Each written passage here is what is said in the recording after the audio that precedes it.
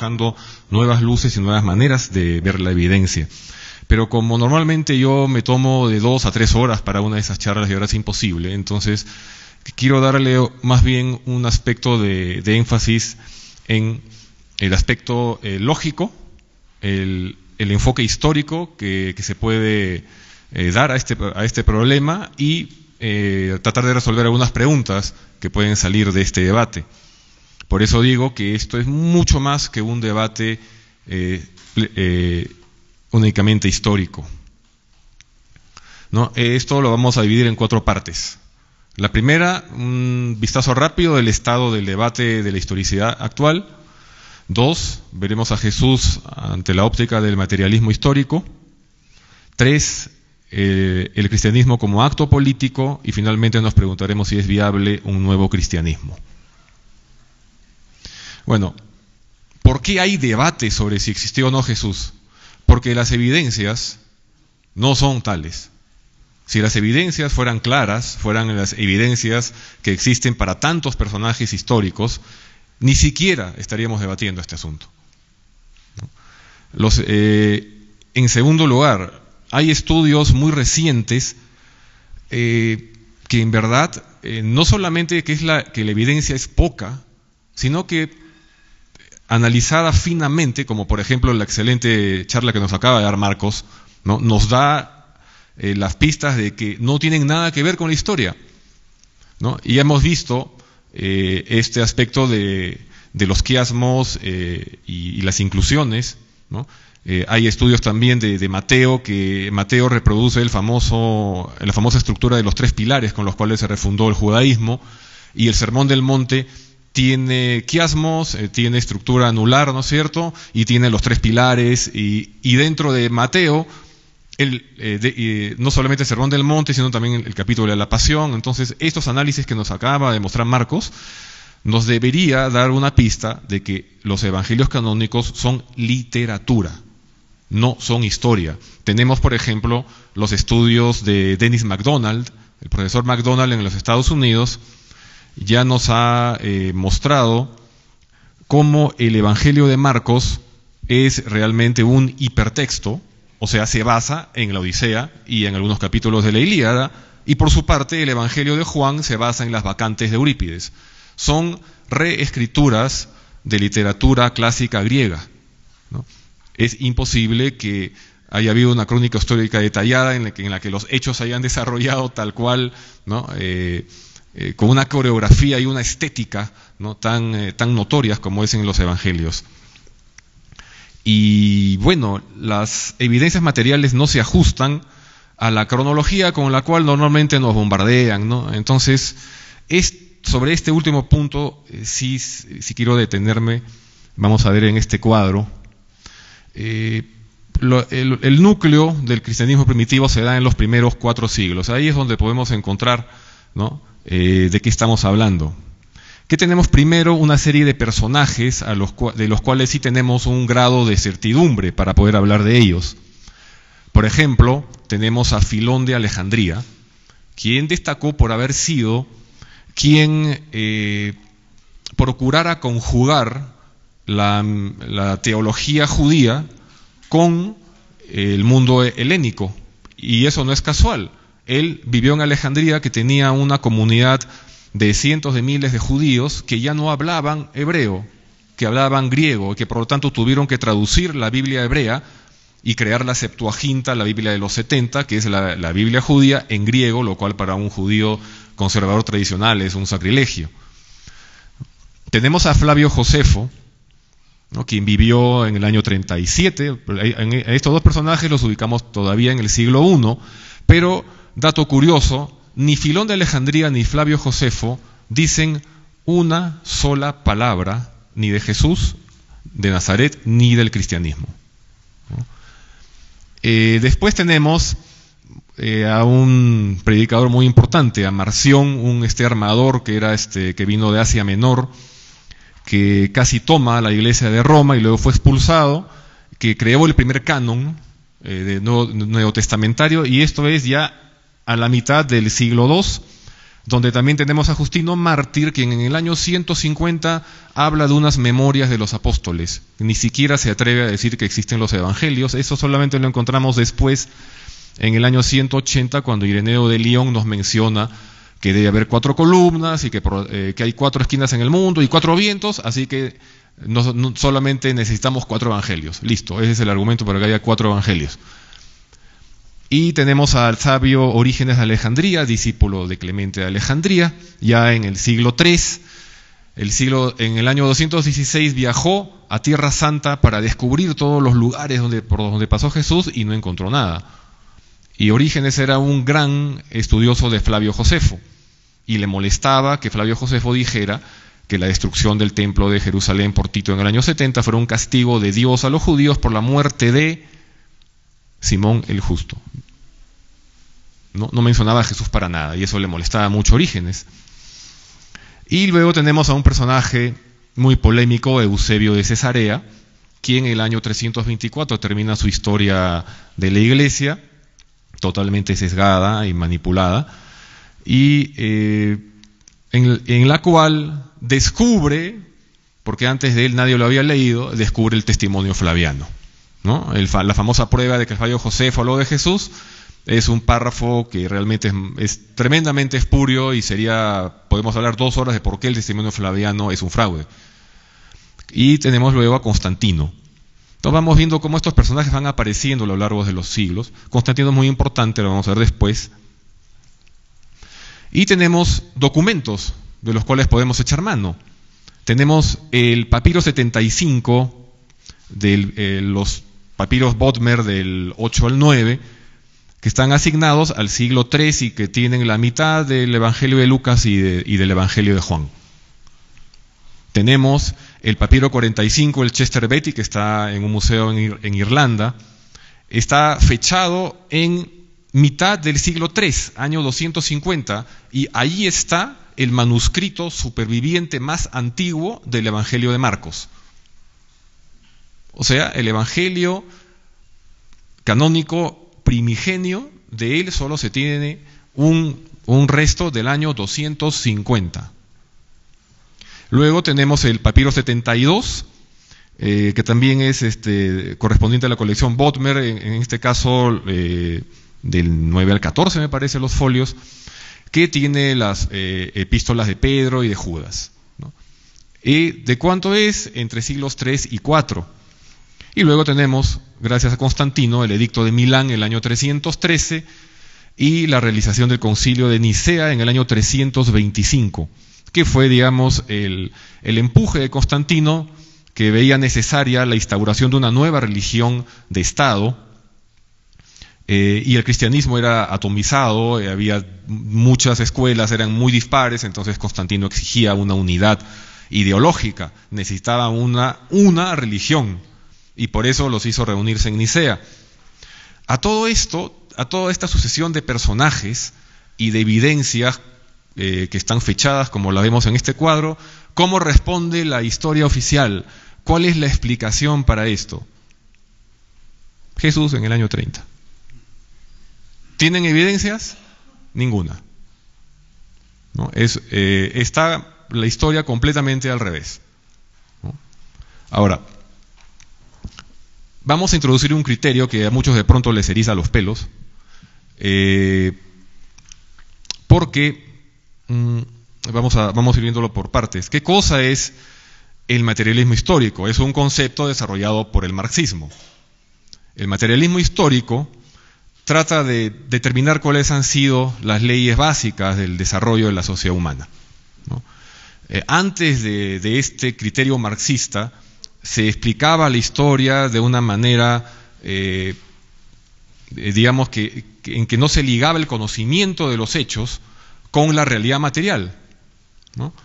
Y se recorría a hipóstasis para explicar el progreso. ¿Qué es una hipóstasis? Es cuando un concepto o algo que es inmaterial se le da una existencia material, ¿no? Y eso es lo que se considera un motor. Por ejemplo, la inteligencia como motor entonces la inteligencia pasa de ser ¿no?, una característica de los seres conscientes para ser de pronto algo, un superhéroe que está empujando los hechos históricos. Y esa clase de explicaciones eran muy comunes. Entonces, el materialismo histórico rompe con este tipo de argumentaciones y el texto fundacional es unas líneas que escribe Marx en 1859 en el prólogo a la contribución a la crítica de la economía política. ¿Qué es lo que dice ese párrafo? En la producción social de su vida, los hombres establecen relaciones de producción que corresponden a una fase determinada del desarrollo de sus fuerzas productivas materiales. El conjunto de estas relaciones de producción forma la estructura económica de la sociedad, que es la base real sobre la cual se levanta la superestructura jurídica y política y a la que corresponden determinadas formas de conciencia social. El modo de producción de la vida material condiciona el proceso de la vida social, política y espiritual en general. No es la conciencia del hombre la que determina su ser, sino por el contrario, el ser social es lo que determina su conciencia. Esto, ahora, Marx solía pues escribir un poco en difícil, ¿no? Y a su rescate pues apareció su amigo Engels, quien era el que lo editaba, lo volvía a replantear, y Engels nos dice, ¿no?, que así como Darwin descubrió la ley de la evolución del mundo orgánico, Marx descubrió la ley de la evolución de la historia humana. El hecho tan sencillo de que el hombre necesita en primer lugar comer, beber, tener un techo y vestirse antes de poder hacer política, ciencia, arte, religión, etcétera, y que por tanto la producción de los medios materiales inmediatos de vida, ¿no?, y por consiguiente la correspondiente fase de la evolución económica de un pueblo o de una época son la base sobre la que se han desarrollado las instituciones estatales, las concepciones jurídicas, el arte y también las ideas religiosas de los hombres, con arreglo a la que por tanto deben explicarse y no al revés. Esto es muy importante para entender. En este momento no vamos a ver el nexo quizás con los estudios de Jesús, lo vamos a ver mejor gráficamente. En el materialismo lo que está en la base son el ambiente natural y los recursos que hay en él. Eso es lo primero. Sobre eso descansa la infraestructura. La infraestructura, según esta doctrina, consta de las fuerzas productivas y las relaciones de producción. La infraestructura es la base de la superestructura, donde están la estructura jurídico-política y la estructura ideológica. Encima de esto requiere una serie de necesidades sociales a las cuales le dan respuesta los individuos, en particular los individuos, los líderes históricos. La causalidad, por lo tanto, se encuentra en ese sentido, desde la base de la pirámide hacia arriba. La historia funciona así. Cuando alguien les dice, si fulanito no se hubiera agachado, no hubieran muerto millones de personas. ¿Cuándo dicen eso? Porque en la Primera Guerra Mundial un soldado alemán le dijo a otro, se te ha desatado el pasador, el otro se agachó, pasó una bala francesa y le salvó la vida, y ese soldado era Hitler, ¿no? Si Hitler hubiera muerto ahí, entonces no hubiera pasado nada. Esa es la clase de explicaciones reduccionistas, simplistas y abiertamente conspiranoicas que tenemos, que había desde hace mucho tiempo y que las tenemos hoy en día, ¿no? Sobre el cristianismo también hay, ¿no? Ahora, entonces tenemos que el materialismo supone defender que no son las ideologías las que determinan una realidad concreta, sino que es la realidad material la que va a producir la ideología, ¿no? Hay una tensión constante entre las fuerzas productivas y las relaciones de producción, porque unas se mueven más rápido que otras. Entonces esto genera pugna, genera lucha de clases, como lo que es la explicación del marxismo, y eso es constante. Nos lleva tesis, antítesis, síntesis. Es un proceso dialéctico porque Marx bebía de Hegel, ¿no? Entonces, lo más claro es que la infraestructura o sistema económico de una comunidad determina la superestructura. ¿Cómo se relaciona esto con la explicación tradicional? Es lo que vemos en la pantalla, ¿no? Tenemos a Jesús que es lo que explica, según investigadores como Antonio Piñero o Bart Ehrman, ¿no? Es imposible explicar el cristianismo si no hubiera estado Jesús. En la práctica, ¿qué cosa es? Es esto, la pirámide patas arriba. Y como la ven, geométricamente es muy inestable, en cualquier momento se derrumba, al igual que las explicaciones historicistas. Entonces, este argumento de la necesidad histórica es un reempaque de la teoría de los factores que denunciaba Plejánov, quien fue el que conceptualizó más claramente el materialismo histórico. La teoría de los factores era arbitrariamente encontrar un factor como la inteligencia o como una persona, ¿no? Y darle una fuerza como motor explicativo. Básicamente este argumento de la necesidad histórica es lo mismo, pero no solamente eso, es un argumento antievolutivo. Estamos viendo, cuando estudiamos el cristianismo, que encontramos muchas similitudes con, por ejemplo, el mito de Osiris, que es de 3000 años antes, que tiene una estructura que definió a las religiones mistéricas que pasaron después a Grecia, los mitos de Eleusis, y de ahí pasaron al resto del Mediterráneo. No es lo mismo, no es un plagio, es un sincretismo, y ocurre a lo largo de mucho tiempo. Sin embargo, ¿no? O sea, esto hasta tiene un perfil darwiniano, porque hay algunas ideas que se descartan, otras que se toman, y eso es un proceso de adaptación memética, no genética, ¿no? Pero la explicación tradicional es que apareció un iluminado y causó pues sensación y sus 12 bravos lo siguieron y eso cambió el mundo, ¿no? Los superamigos, ¿no? Una explicación de nivel Marvel a la historia universal, ¿no? En la cual pues se abandona todo gradualismo evolutivo y se opta por la revolución, pero el cristianismo jamás fue revolucionario. El cristianismo, es más, Celso creo que discutía mucho con Orígenes. Celso decía: cristianos, ¿me pueden explicar por qué todos los dioses que había antes son mito y por qué el suyo, que es lo mismo, es historia? ¿No? O sea que ya desde esa época había esa clase, ¿no? Ahora, para terminar, hay que entender esta institucionalización del cristianismo como un acto político, ¿no? El primer evangelio canónico, que es el de Marcos, no solamente no tiene una ideología histórica, tiene un setting, ¿no? Es un argumento en el cual requiere alguna clase de ambientación, y por eso sale Pilato y salen todos los personajes que están ahí, Anás y Caifás. Dicho sea de paso, y eso habría que explicarlo después, con una fuerte dependencia de Flavio Josefo. Ya se ha hecho un análisis bien sesudo y resulta que Flavio Josefo explica incluso no solo los detalles históricos de Marcos, sino hasta sus errores históricos. Lo mismo Lucas está mucho más demostrado que depende de Flavio Josefo, ¿no?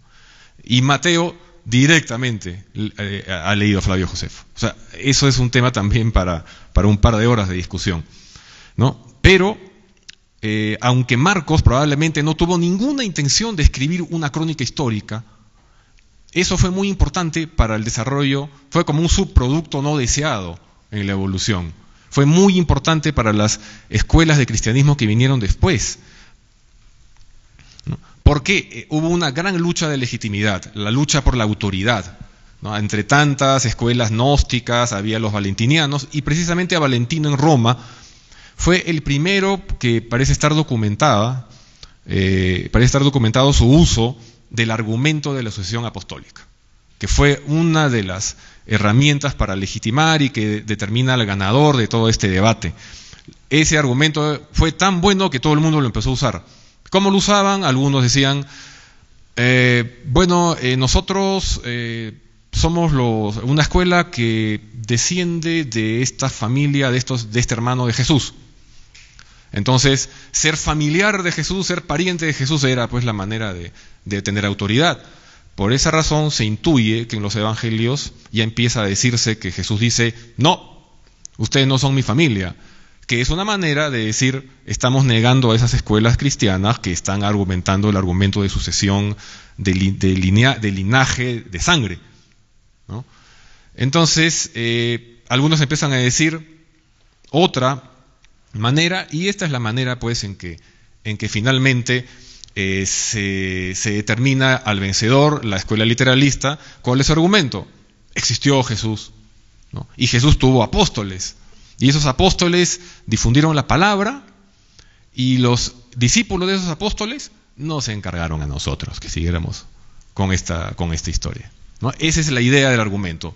Y con eso se legitimaron, hicieron una serie de lecturas y muchos argumentos más. En verdad, fue una artillería pesada entre los siglos II y III. Ahora, eso nos hace preguntarnos, ¿es viable un nuevo cristianismo? Muchos dicen, ¿no?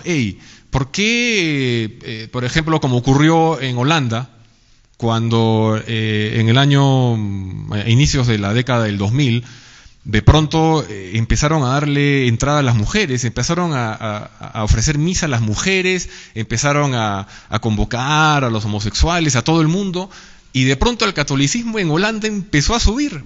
Una maravilla, todos contentos, un catolicismo moderno. Pues apenas se enteró don Carlos Bostila, llamó a disciplina a todos esos pervertidos y obligó a retroceder todas las cosas.